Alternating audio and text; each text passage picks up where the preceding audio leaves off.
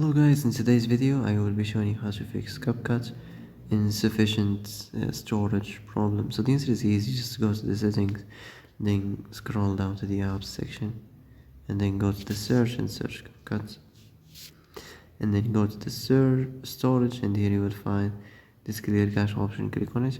Now you can go check it if it worked, and if it didn't you can try to restart your phone or turn the Wi-Fi off and on, or the Bluetooth or the airplane mode.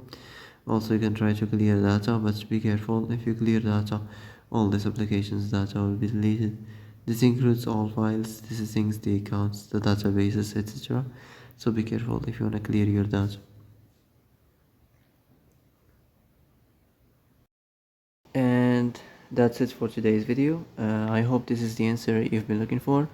If you like this video, don't forget to like and subscribe, and see you in the next video. Thanks for watching.